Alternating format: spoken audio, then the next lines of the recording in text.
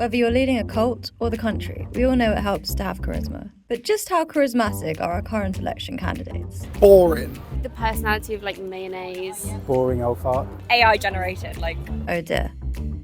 But how much does charisma matter in politics? And should it? So I don't actually think that a lack of charisma is necessarily detrimental for politics, but it certainly makes it harder to win a campaign as a politician. This is James Weinberg, a lecturer in political behaviour. He wrote a book based on how little people trust the government right now. He believes that currently politics is dominated by big personalities. Some of the most charismatic politicians are those that we might see as the most well-known. Which maybe isn't a good thing. Drops keep falling on my head. Charisma correlates quite strongly with narcissism and grandiose narcissism. Narcissists also score highly for the personality trait of extroversion. Once you're in government, charisma, especially if anchored in narcissism, is very dangerous. I'm one of the smartest people anywhere in the world. True. But there is good reason why we might choose to vote for someone based on their personality. This is what Amanda Bittner, a professor in political science, argues. It's a tricky process, right? Because we as voters are expected to know all kinds of things about politics, party platforms, contemporary issues, and have a sense of what the solutions might be. And unfortunately, that's not really the way the world works. Most voters don't have that much knowledge about politics. Most voters don't have the time it takes to become experts. But we are good at knowing who we like and who we don't like. That's why party leaders are useful. Thinking about party leaders can actually serve as a bit of a shortcut for voters, providing them with information that they otherwise wouldn't have. But can we judge politicians as well as we judge those in our own social circle? We very rarely get the opportunity to judge a politician face-to-face, one-on-one, as we might do with a family member, a friend, or a colleague at work. Most of us just see them on camera. People can behave pretty strangely on TV. Oh, God. But seriously, what do you like in front of the camera?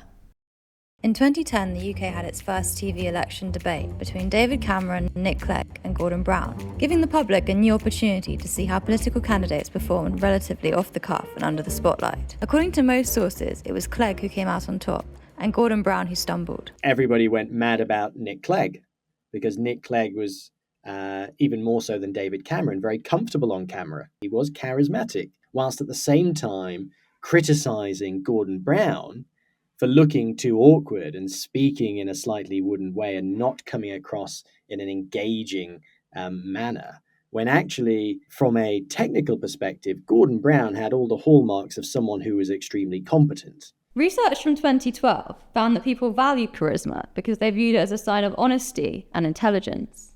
However, what they were actually voting for was someone who performed best on TV.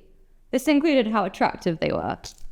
A study from 2014 found that the public perceived charismatic leaders as more effective, while surprisingly, they perceived leaders who were open-minded and ready to consider nuanced information as ineffective. But we have been through a lot in the last 10 years. Brexit, coronavirus, cost of living crisis, 5 prime ministers, and a host of political scandals. What's all of that done to public opinion? Data that I've seen in the last little while suggests that the average voter thinks about politicians in the same way that think about used car salesmen. I want to get for you what I got, and I'm going to make it free. You're not going to pay for it. But I want my politicians boring. I'll even like John Major. If you're going to be exciting yet incompetent, Boris, what's the point? I think we've been fooled once with Boris. My mates all voted for Boris because he was funny and charismatic.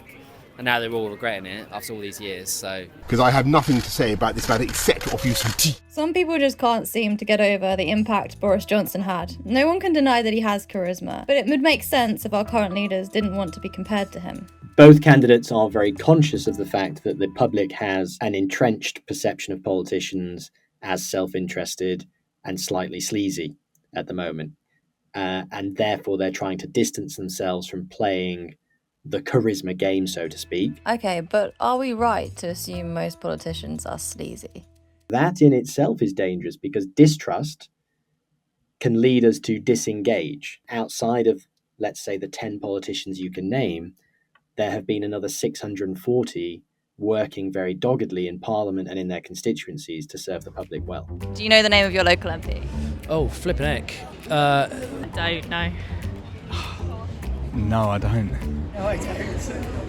Do you know anything that they've done? Anything that they've done recently? No. I was wondering if you knew the name of your local MP. Yeah, Ben Bradley. I don't know how to describe it. He's